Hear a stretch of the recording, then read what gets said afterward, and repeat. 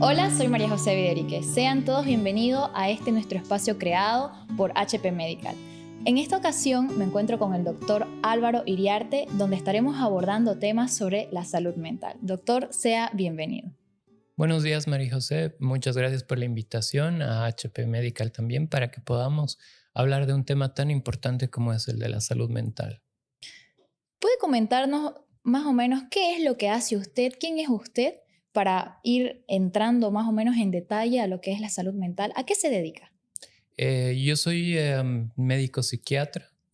Salí con la especialidad en psiquiatría acá en Santa Cruz, en el Centro de Salud Mental. Desde entonces me dedico a la práctica clínica, a la consulta externa. También soy docente universitario, doy 2 materias en la universidad. Me encanta enseñar. Muy aparte de la práctica clínica, me parece fundamental el poder compartir el conocimiento con no solamente los estudiantes, sino con la gente en general, y más de este tema que al menos a mí me apasiona tanto, ¿no? Bueno, también realizo algunas actividades con la nueva escuela lacaniana aquí en Santa Cruz. E invitamos también a personas del exterior, personas del interior, para poder hablar sobre psicoanálisis, que es también un tema muy poco conocido y que también debería ser difundido, ¿no? Me siento con la confianza de decir que usted fue mi docente y también que su materia fue una materia que marcó mucho en mi vida, la materia de psiquiatría. Y bueno, no todos los docentes llegan o logran llegar al estudiante como tal. Y bueno, yo recuerdo que mi primera clase con el doctor Álvaro fue una clase en donde ni bien entré, él comenzó a hablar y fue como que mis neuronas se prendieron y dije, wow. Entonces, desde ese primer momento, me acuerdo que le dije que quería aprender más sobre o profundizar sobre los temas de psiquiatría. Y claro, uno de ellos como es la salud mental, que uno cuando entra a la clase dice, bueno, vamos a ver o a indagar más sobre este tema, ¿qué es? Y cuando uno está bueno, como estudiantes de medicina, uno aprende un eslogan como tal, un concepto de lo que es salud mental. Entonces nosotros tenemos algo como un concepto de, bueno, es estar bien, no tener preocupaciones y ya, como un concepto básico. Ahora, usted como médico, psiquiatra, ¿qué es la salud mental? ¿Cómo se definiría? Porque hay un eslogan, bien, pero también me gustaría saber de su parte, o sea, en lo personal, ¿qué es salud mental? Disculpa que no te responda directamente, pero sí, yo creo que este tema llega a cualquier persona porque tiene que ver con nuestra vida en general, ¿no? Y es un aspecto que no todos siempre tenemos en lo cotidiano la tendencia a poder hablar de ello, ¿no? Tenemos muchos temas que nos guardamos para nosotros mismos, temas de estrés o conflictos en general que nos causan ciertos síntomas a la larga. Entonces, más en los estudiantes, en la parte médica y en muchas otras profesiones donde tenemos la presión de poder rendir o que nos exijan a que rindamos bien, pues es en un gran porcentaje el hecho de que aparezcan este tipo de situaciones. Y así como este ejemplo, hay muchos otros. Bueno, yendo ya un poco a la pregunta y bueno, con la confianza también, he traído el eslogan para poder leerlo tal cual, Es lo que ¿ya? aprendemos nosotros así, no lo sabemos de memoria, creo, ¿no? Sí, y Sí. bueno, está bien, hay que Hay hacerlo. que hacerlo porque, bueno, es lo que debemos. Pero en contexto a esto también vamos a poder conversar y sacar mucha información. Bueno, la Organización Mundial de la Salud define la salud mental como un estado de bienestar en el cual cada individuo desarrolla su potencial, puede afrontar las tensiones de la vida, puede trabajar de forma productiva y fructífera y puede aportar algo a su comunidad. Este eslogan, o sea, yo igual me quedo como Es un un eslogan poco, que no llega tanto, pero es como la primera vez que yo lo escuché, dije, bueno, creo que me falta ahí algo. Y se sabe, ¿no? Que los que han escrito este eslogan son muchos profesionales del área exacto. de la salud mental. Entonces, también sé que es difícil, ¿no? Abarcar todo un tema en un solo concepto. Sí, aún así, como tú dices, yo también me quedo así como el meme, digamos, ¿no? De Quieto. qué ha pasado, ¿Qué ¿no? pasó? Pero, Va mucho más allá, entonces. exacto. Si bien, como dices, son profesionales de la salud mental en general, no solamente psiquiatras, sino psicólogos, especialistas también en salud pública, los que estudian y elaboran, ¿no? Hacen investigación y elaboran este tipo de conceptos para poder definir y a partir de eso llevar el tema a la sociedad. Pero, ahí está el pero, ¿no? Eh, Hay mucho que hablar sobre el tema. En lo personal, sí puedo hablar de que habría que definir algunos conceptos también que acompañen a este eslogan, ¿no? ¿Cuáles serían Estos, esos conceptos? esos conceptos, bueno, son varios, pero Los empezamos, más ¿no? puntuales, ¿cuáles serían? Los más puntuales, ver en realidad qué es patológico y qué no es patológico. ¿Puede dar una definición para que el público en general pueda entender qué es patológico y no patológico? Hablamos de patología cuando ya trasciende el hecho de que una persona en su estado mental, emocional, se vea afectado de tal manera de que no pueda realizar las actividades que cotidianamente realiza. No para la sociedad o para un estándar general, sino para la persona misma, ¿no? Patología en psiquiatría sería enfermedades mentales. Enfermedades mentales. Aquí hay también, yo les ofrezco como una división de dos visiones. Una visión netamente médica, en la cual aprendemos y nos formamos mediante el método científico, mediante guías diagnósticas, nuestro DSM-5, en el cual determinamos o nosotros hacemos clínica atendiendo a un paciente, viendo de que cumpla ciertos criterios para poder diagnosticar al paciente y así Para, poder para tratarlo. diagnosticar un trastorno como tal, hay criterios, ¿no es cierto? No es nomás decir, ay, no soy una esquizofrénica. Porque en la actualidad, entre chiste que chiste, los jóvenes decimos, ay, mi esquizofrenia, ay, vas a disculpar, pero es que soy bipolar. Exacto. Entonces, no es nomás tomárselo a la ligera porque puede ser que inconscientemente uno diga, no, es que sí soy esquizofrénica o no, sí soy bipolar. Pero para llegar a ese punto, en realidad, es mucho más amplio. Pero el día de hoy se podría decir que las personas también se autodiagnostican una enfermedad que no tienen.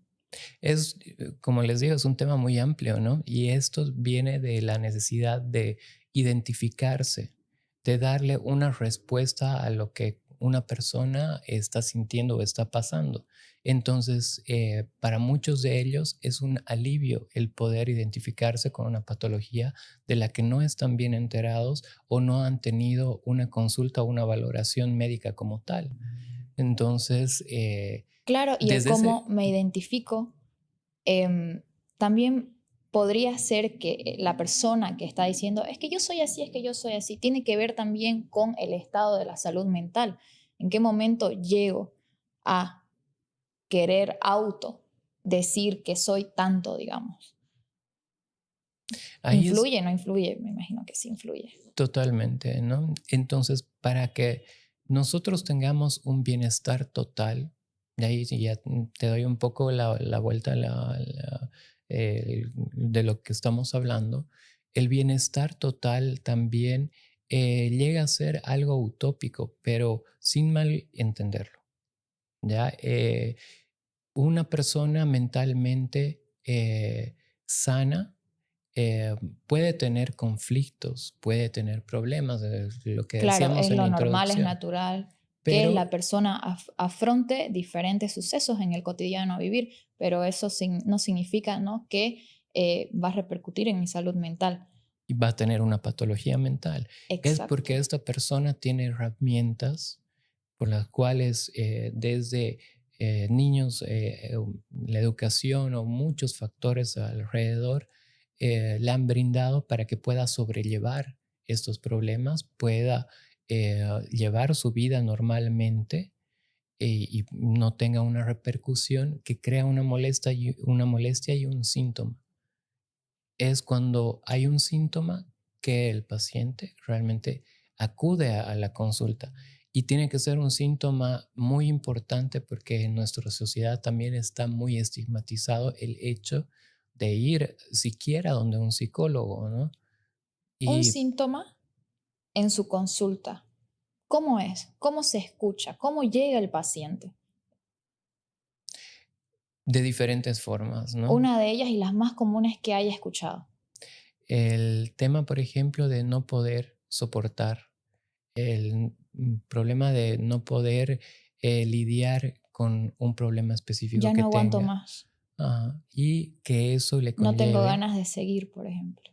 sí, y eso que conlleve no solamente en el discurso o con lo que se dice, sino que ya empieza a afectar dentro de lo psiquiátrico y lo médico, ya empieza a afectar al cuerpo, ¿no? Al cuerpo nos referimos en este sentido a que haya un problema de sueño, por ejemplo, que es lo más común, lo más cotidiano. El no poder dormir por tener una preocupación. Sí, eso es uno de los ejemplos. Otro también es lo que se está presentando ya hace 2 años muy comúnmente a consecuencia de la pandemia y demás, son los ataques de pánico, ¿no?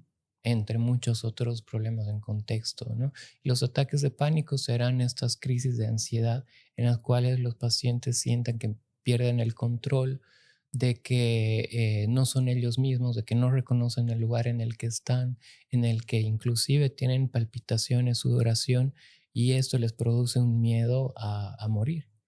Esta crisis o este ataque de pánico dura solamente algunos minutos y después se restablece, pero se tiende también a, si no es controlado o identificado como tal, a cronificarse y después repercutir en problemas aún peores. Entonces, hablamos sobre la ansiedad, bueno, que también puede estar ligada a la depresión.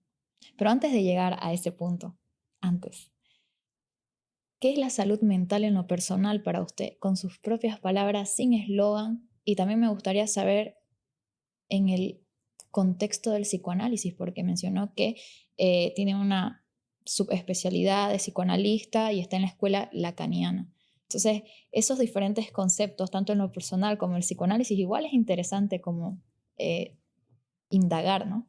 Totalmente, en la consulta al menos, igual si es una pregunta Es personal, una pregunta la, personal. la ¿Qué res- es, doctor, la para usted?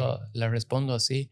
No quiero darle muchas vueltas al asunto, pero tiene que haber justamente este contexto. Yo en mi consulta, como psiquiatra, divido también la consulta en una parte netamente médica, en la cual valoro justamente lo que acabamos de hablar, de todos los signos y síntomas y los criterios diagnósticos que me apunten a un diagnóstico, hacer un buen diagnóstico y poder hacer un tratamiento efectivo.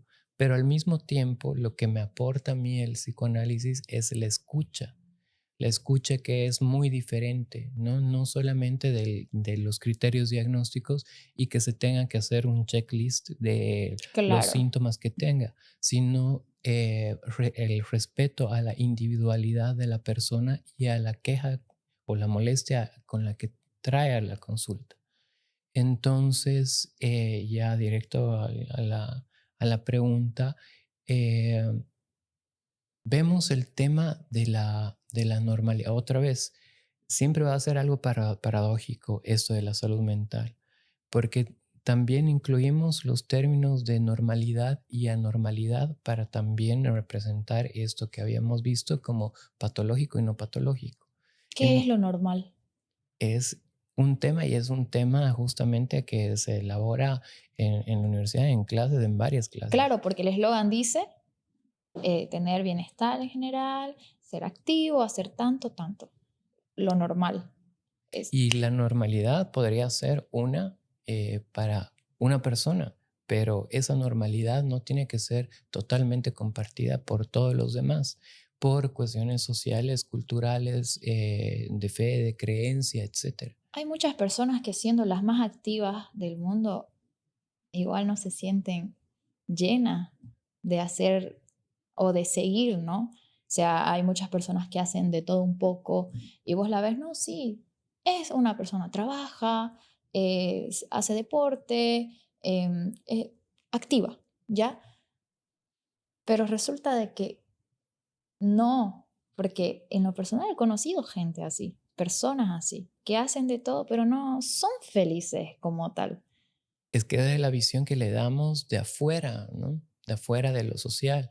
Si esta persona es trabajadora, tiene familia, al parecer es feliz, es productiva, pero en lo individual, en lo personal, puede conllevar muchas situaciones que acompañan a esto y que esto sea solamente, no lo digo como solo una apariencia, pero sí solo una parte de su vida y que por detrás hayan otros temas que también influyan.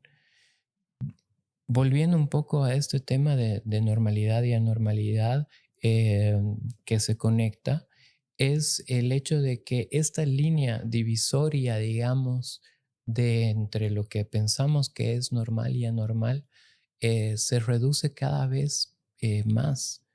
Y en nuestros tiempos, con la evolución que ha tenido la sociedad, la tecnología que nos ha hecho avanzar tan rápido, entonces, inclusive para nosotros es difícil. Otra vez hacemos una dicotomía, ¿no?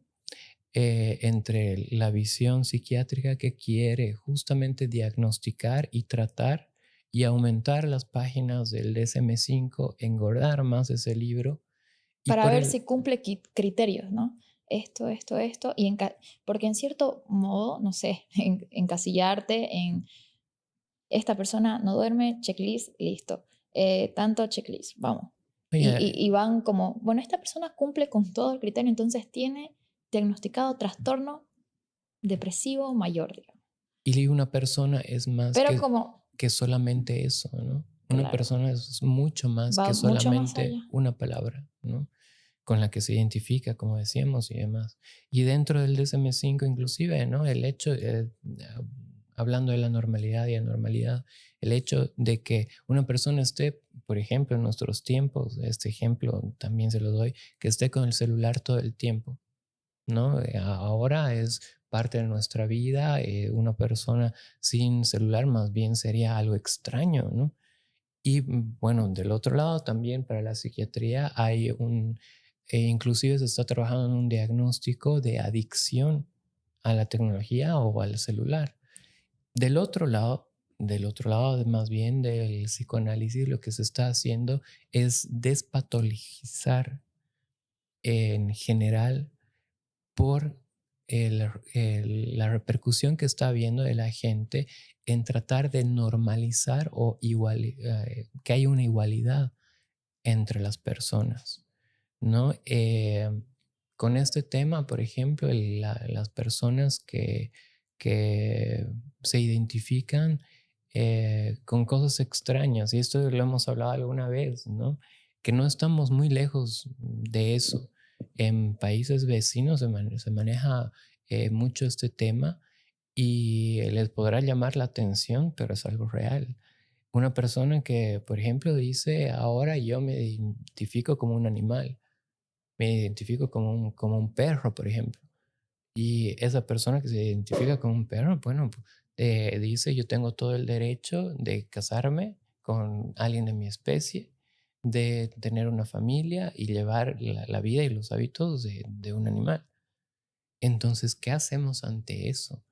Es, como les digo, una línea muy delgada y entre el respeto a lo que tendría que ser algo de identificación de lo que cómo la persona se siente y se muestra ante la sociedad y por el otro lado algo dentro de la psiquiatría que llegaría a ser hasta delirante y motivo inclusive de una internación. Y justo que tocaste este tema, se me viene a la mente una pregunta de que ahora las enfermedades mentales son mucho más diferentes a las de hace 10 o 20 años atrás.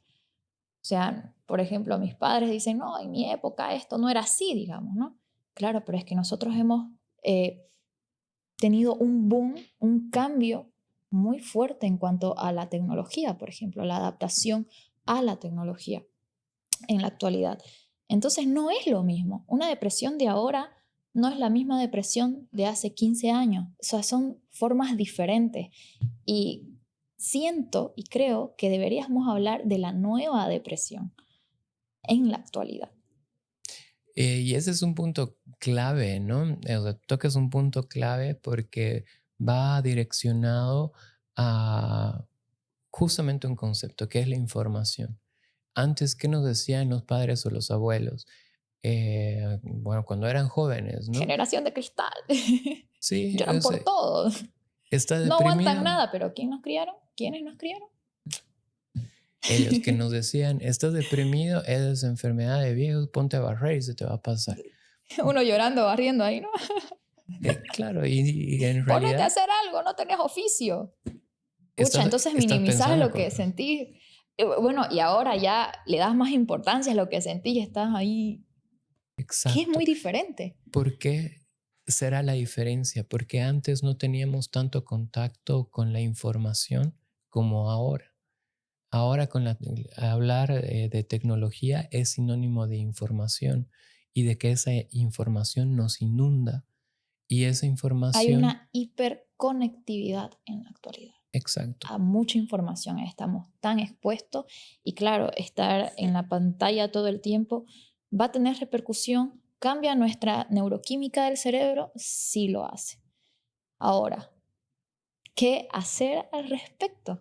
Porque no es algo que se nos pueda quitar de la noche a la mañana, por ejemplo. no, No le puedes decir a una persona, deja de usar el teléfono. No, porque en este punto yo creo que se trata más de hábitos. Si te levantás y lo primero que agarras es el teléfono, obviamente que es la primera información que vas a adquirir en el día y es con esa información que te vas a quedar por el resto del día. Entonces, son hábitos que quizás uno pueda cambiar en el que, bueno, me despierto, me voy a despertar bien, no voy a tocar el teléfono. Una vez esté ya, no sé, hago las cosas que tengo que hacer como desayunar, porque hasta incluso se desayuna con el teléfono en la mano y comiendo, digamos. Claro que va a haber una repercusión. ¿Puede cambiar la neuroquímica del cerebro? claro que sí. Y además que, bueno, vamos a tocar el tema de la neuroquímica, claro que sí. Pero también no estamos hablando de la tecnología y de la información como algo negativo, sino el enfoque que se le da, el orden que se le da y la interpretación también o el saber qué escoger de esa información. Como tú misma lo dices, no es también una cosa de estar todo el tiempo, ¿no? Sino de darle un lugar y saber escoger también la información que uno va a ir adquiriendo. Para esto, obviamente que hay que informarse y también tener un apoyo, ¿no? Una supervisión, aunque seamos mayores, ¿no? Porque Hay que justamente, corregirse en ese aspecto. Y justo disculpa que te corte, si no me voy a olvidar, para que dale, entre en el tema de conversación, como decía, de que la depresión y la ansiedad hace unos años atrás no era la misma. Entonces, cuando una persona está cursando una ansiedad y justo con el uso de la tecnología del teléfono, la persona que ya tiene ansiedad generalizada y agarra el teléfono, por ejemplo, para aliviar ese síntoma, también cambia muchísimo en la conducta y puede quizás empeorar a la larga porque no estás siendo consciente de lo que te estás pasando y a través de la adicción al teléfono estás, no sé si empeorando pues, o cómo sería. ahí me abres la puerta justamente a otro de los... Ajá, así Es es, tan amplio, se van abriendo es los tan amplio temas. esto, sí. Ajá, ¿por qué? Dentro de otro de los conceptos de la salud mental que también me gustaría em, priorizarlo y poder conversarlo está el hecho de la conciencia. No estamos hablando de una conciencia moral, colectiva, etcétera, sino una conciencia del ser, una conciencia del conocerse a sí mismo. Entonces, parte de esa salud mental también va muy de la mano, si no te digo el 90 o 100%, porque esto se puede ver influido por diferentes situaciones, pero el conocerse de sí mismo te da la pauta justamente para poder identificar todos estos problemas que nos pueden ocasionar la información, la tecnología, el mal uso que es lo principal, más bien que estos sean recursos que nos puedan ayudar en lo individual, porque este conocerse a sí mismo también es un trabajo de uno. Obviamente que en muchas ocasiones no sin guía, tiene que haber un profesional, alguien que pueda guiarte a que tú mismo puedas realizar este trabajo de autoconocimiento. Así uno podrá identificar el hecho de que es de una manera. Lo que justamente le llevábamos en clases también hace unos días, el lunes o martes, era que cómo nuestra historia nos precede. Y esto sí ya son términos más psicoanalíticos, ¿no? Nosotros llegamos al mundo con expectativas de nuestros padres principalmente el hecho de que aunque uno no tenga hijos todavía, les decía a ellos que son jóvenes, uno ya piensa o se ha puesto a pensar, mi hijo me gustaría que sea, no sé, que se llame Ricardo, Carlitos. que Y Carlito, que se que case con la hija de mi mejor amiga. así, Quiero que estudie tanto. que estudie medicina igual que yo Igual y que yo. todo eso. ¿Habrá una repercusión de eso en la vida futura de la persona? Pues sí. Nosotros nos criamos con los padres con todas esas expectativas a querer llenarlas y cumplirlas. Y el Porque es, entorno familiar influye a que una persona pueda empeorar en su salud mental, en la que pueda tener depresión, porque justo al empezar la entrevista estabas comentando de que hay factores también que influyen y el entorno familiar es uno de los principales en desencadenar todo esto. es clave. Como personas integrales que somos, eso también lo decía, nosotros en psiquiatría, a diferencia de las otras especialidades, tomamos en cuenta no solamente un diagnóstico. No ponemos insuficiencia renal, por ejemplo, y listo, y nada más, sino que abarcamos 5 diagnósticos para ver justamente toda la esfera mental y lo que implica a la persona. El cuarto diagnóstico que nosotros ponemos dentro de nuestros 5 ejes tiene que ver con el núcleo central de apoyo, que es la familia. Entonces también valoramos el hecho de cómo es la relación con la familia, en qué entorno ha crecido o en qué entorno también la persona se ha desarrollado y a consecuencia de esto puede ser que haya algún problema. La familia puede influir de forma positiva en muchas ocasiones, obviamente, porque es de donde nosotros prácticamente salimos y crecemos a la vida, pero también conlleva el hecho de que carguemos también con todas estas expectativas o con algunos problemas que inclusive no son nuestros, sino son de la familia, Son adquiridos, ¿no? son adquiridos de la familia sin que sean nuestros. Y ahí retomo y te hago el enganche del saber y conocerse a sí mismo, independientemente de la familia, independientemente de los amigos, de la sociedad, etcétera. ¿Qué es lo tuyo? ¿Qué es lo propio? Sin palabras, como siempre, nos quedamos em, entrando en este tema de, ya que hablaste sobre el núcleo,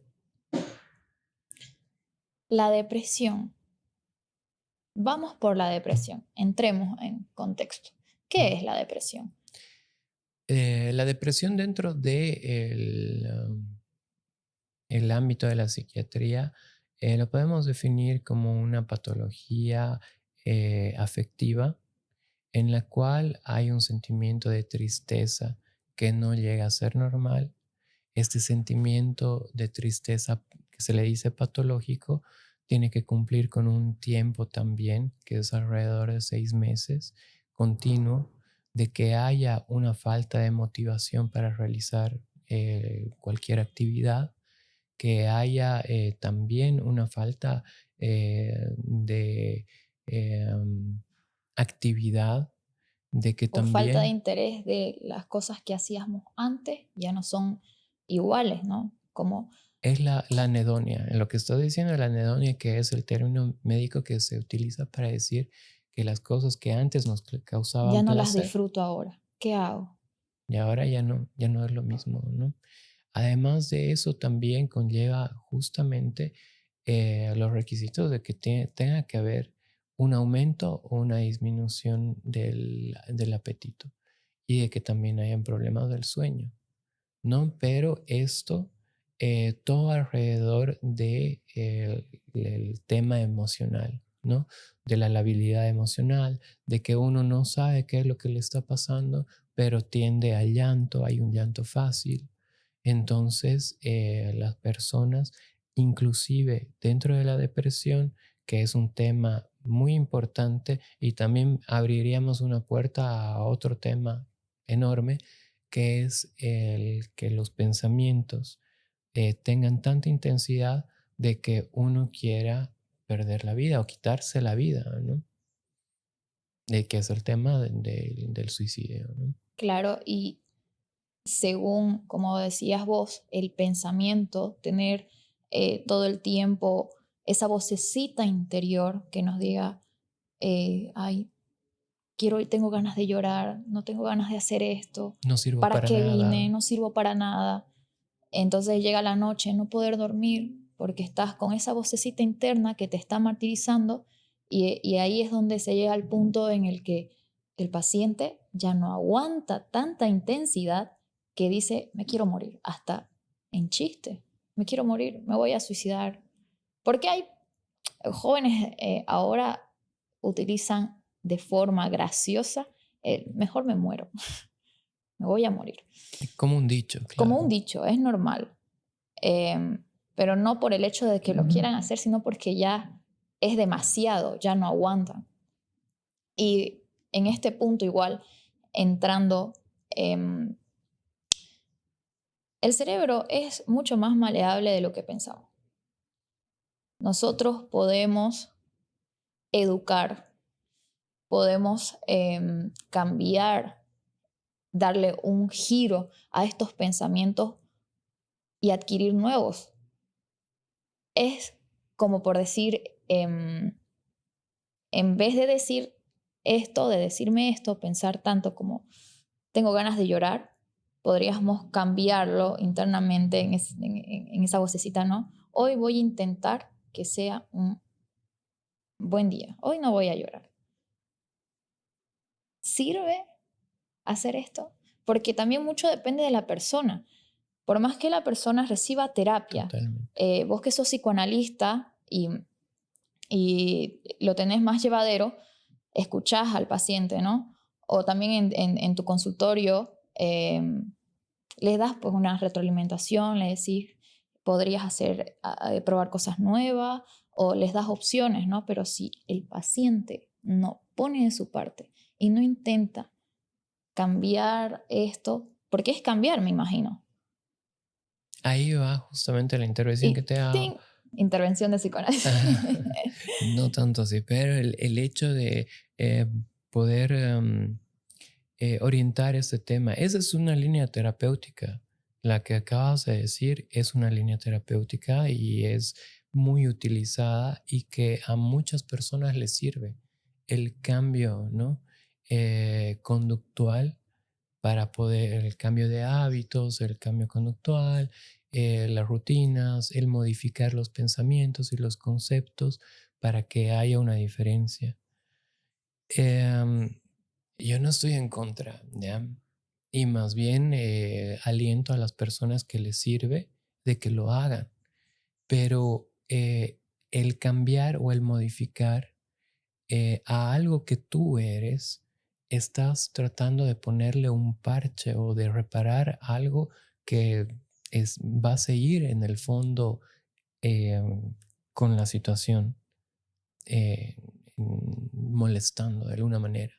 Puedes tú decirte todos los días y todo el tiempo que vas a estar mejor y en algo te va a ayudar, pero mientras no encuentres el origen de ese malestar, el punto en el cual tú mismo eres, pues será más difícil el que no tengas soluciones a largo plazo, sino más bien estas soluciones a corto plazo, que son, como decimos los médicos, dar un paracetamol, se te va Claro. a pasar en el dolor en 8 horas y listo. Y mientras tanto, hay más bien una patología de base que hay que solucionar. Entonces ahí entraría la medicación como ayuda también, porque hay muchas personas que creen que no necesitan la medicación, están durante 6 meses con este tipo de pensamientos de que ya no disfrutan, lloran, etcétera. Entonces ahí entraría como ayuda la medicación y de hecho en nuestro entorno no es muy bien visto como que tomar antidepresivos sea la solución, pero en realidad lo es, porque los antidepresivos actúan en el cerebro, hablando de la química del cerebro como tal, para poder estabilizarlo, ¿no? Y de ahí ya poder enganchar la terapia y poder disminuir los síntomas como tal. Ahí ese era el punto justamente que has complementado, que es crucial, ¿no? El hecho de que sí, nosotros tenemos la posibilidad de prescribir, de recetar, de prescribir medicación, pero siempre tiene que ir acompañada de una terapia, justamente porque el antidepresivo también evitará que tengamos los síntomas. Pero Entonces el no hay problema, como que satanizar, ¿no? no, para nada. Porque muchas personas no la toman porque no quieren hacerse adictos a, a la medicación. Y esa es una pregunta bastante frecuente y todo el, bueno, no digo todo Doctor, el prefiero tiempo, no pero tomarlo sí, porque porque me va a después hacer mal. o me va a hacer mal o me voy a volver dependiente, me voy a volver adicto, que mi esposo me ha dicho que si tomo esto no lo voy a dejar toda la vida y que es igual que si me estuviera drogando. Sí te digo, o sea, hay sin fin de formas en las cuales los pacientes traen conectando nuestra conversación la mala información que adquieren sin un respaldo científico que tenga una evidencia de por medio de que estos medicamentos sí nos van a ayudar a poder contrarrestar el padecimiento del paciente. Entonces, en el tema específico de la adicción de los medicamentos, lo que yo siempre les digo a los pacientes es que ningún medicamento va a ser adictivo, ¿no? Además que son justamente estos pacientes que es lo que hablábamos el otro día, ¿no? Son los pacientes que se toman 2 litros de Coca-Cola al día, de que toman 6 tazas de café al día, de que están con coca, masticando coca. Pero No estoy hay bien, no mucho, me pasa nada. sí, no, o sea, No no, los necesito los medicamentos. no es congruente, pero ahí está la explicación que se le da al paciente y se le dice, usted está haciendo una consulta con un profesional, el cual va al hacer un diagnóstico oportuno, va a dar la medicación correcta para usted. Esta medicación correcta no tiene por qué crear adicción si está bien indicada y usted respeta las indicaciones que se le da, porque nosotros en general de los casos iniciamos con dosis bajas y vamos escalonando la dosis para, según la necesidad, llegar a un momento de estabilidad y ahí mantenernos por un tiempo. Y la retirada del medicamento será de la misma manera. Dependiendo del criterio de cada psiquiatra, de cada médico, el tiempo lo dirá y retiraremos el medicamento poco a poco también, sin que haya una repercusión en la cual el mismo organismo eche de menos el medicamento. Además, si hay una toma desordenada del medicamento, también estamos haciendo que, por así decirlo, chispeen todos los cables en nuestro cerebro, ¿no? Cortocircuito. Cortocircuito, porque le estamos dando el medicamento, le estamos quitando. Un día toma Un tres, día sí, un tres día no, 5 comprimidos, días dejo de tomar, después otra vez retomo y claro, ahí no se cumple como tal el tratamiento. se sobremedica, Se etcétera. sobremedican, O sea, mezclan. todo esto es lo que lleva a los problemas justamente con la medicación y muchas veces hay resistencia al tratamiento por esto. Pero si hay una explicación clara y un seguimiento consciente del paciente, podemos evitar esto y realmente hacer un buen tratamiento. Y para terminar, doctor, ¿qué hacen los medicamentos? ¿Cómo funcionan en nuestro cerebro? Y ahí dejamos la puerta abierta para quizás una segunda entrevista y seguir con este tema de salud mental. Eh, de- ¿Cómo interactúa, por ejemplo, los antidepresivos o los ansiolíticos? Los más comunes. ya, justamente hablando de antidepresivos, los antidepresivos cumplen su función en receptores de serotonina, los cuales al acúmulo de serotonina que no es absorbido en la sinapsis de comunicación de las neuronas, sino que está solamente ahí al medio y no se está regulando el tránsito normal de este neurotransmisor, lo que hace es favorecer el medicamento, la transmisión de este neurotransmisor y esté en disponibilidad y se pueda tener el neurotransmisor en niveles óptimos. Aquí lamentablemente en Bolivia no tenemos dosaje de serotonina, de dopamina, de ningún neurotransmisor, pero en la clínica nos lo dice, ¿no? Entonces, el mecanismo de acción del medicamento, en palabras sencillas y para no entrar en detalles, sería ese en el caso de los antidepresivos. Antidepresivos El hay cantidad, antidepresivo lo que hace es aumentar, la disponibilidad del neurotransmisor que para en que este haya caso sería una de ellas sería la serotonina, que es la hormona de la felicidad, como comúnmente se conoce. es el neurotransmisor de la felicidad, digamos, ¿no? De que nos O sea, ayuda hay una también disminución. a que nos ayuda a también conciliar el sueño, a estar más tranquilos, a mejorar el ánimo, etcétera, ¿no? Entonces, en el caso de la depresión, sí es el mecanismo fundamental. Y como te decía, aparte, eso comprende solamente la función básica. Hay también antidepresivos que cumplen otras funciones dependiendo los receptores que también abarcan, que habrán eh, antidepresivos que nos ayuden a conciliar el sueño, que sean más específicos para ayudarnos en problemas de ansiedad, que sean antidepresivos también de que nos aumenten el apetito en algunos casos, etcétera.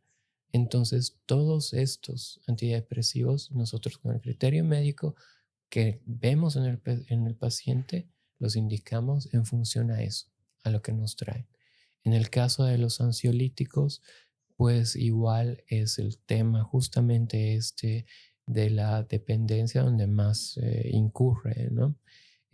Por el mal uso y la accesibilidad que hay, pese a que desde el CES, las farmacias, los mismos médicos, tenemos tanto control en el hecho de poder dar una receta al paciente, igual los pacientes o las personas se dan formas para conseguir los medicamentos y hacer un mal uso del medicamento. Dentro de los más comunes está el clonazepam, que se lo dan desde niños hasta ancianos cuando están totalmente contraindicados, ¿no? Y no se sabe qué dosis se está dando justamente para que cumpla la función adecuada. El mecanismo de acción es favorecer a uno de los neurotransmisores que son inhibitorios del sistema nervioso central, que es el GABA. Los ansiolíticos cumplen diferentes funciones. La principal es, como su nombre lo dice, eh, disminuir la ansiedad. Tienen también un poder sedativo, tienen un poder de relajante muscular y un poder también inclusive anticonvulsionante. Entonces, como ves, es mucha información y uno al automedicarse o al pensar de que la medicación es un tema tabú, no está enterado de todas estas implicaciones y estos temas que deben ser también explicados a las personas como lo estamos haciendo, sin términos médicos demasiado ampulosos, pero sí de que la persona esté con una información correcta, adecuada y pueda seguir un tratamiento de calidad, que esté cómodo tomando la medicación al mismo tiempo de que vea los cambios y la mejoría en el cuadro que presenta. Doctor, déjeme estrecharle su mano, por favor. Estoy agradecida de que esté aquí presente. Sabemos que este tema es muy amplio. Quizás en una segunda oportunidad lo podemos invitar de nuevo, ¿cierto? Podemos hablar sobre tabúes, sobre la automedicación, la medicación en temas de salud mental, quizá. En Salud estudiantes mental en estudiantes de de medicina. ¡Ay, me leyó medicina, la mente! exacto, Conectados. eso es. Bueno, doctor, muchísimas gracias, se lo vuelvo a repetir, por estar acá. ¿Y alguna última recomendación que quisiera dar al público? ¿Algo importante que decir? ¿Alguna retroalimentación? Lo último para finalizar. Únicamente decir que, bueno, nuestra salud, nuestro bienestar es responsabilidad de nosotros, ¿no? De cada uno de nosotros. Y si nosotros sentimos la necesidad de pedir y acudir a alguien por ayuda, pues que lo hagamos. En una primera instancia no necesariamente será a un profesional o un médico, pero siempre vamos a tener a alguien cercano, a alguien que pueda llegar a nosotros, que nosotros podamos llegar a esa persona y compartir nuestra situación y así poder sobrellevar cualquier situación que nos afecte. Entonces, bueno, también agradecerte la invitación a ti, María José, a HP Medical. Es muy importante el tema de salud mental, como lo estamos viendo, y los temas pues son infinitos, ¿no? Entonces, igual presto a poder colaborar en cualquier momento. Muchas gracias. Ya saben, amigos, síganos en todas nuestras redes sociales y hasta el próximo capítulo.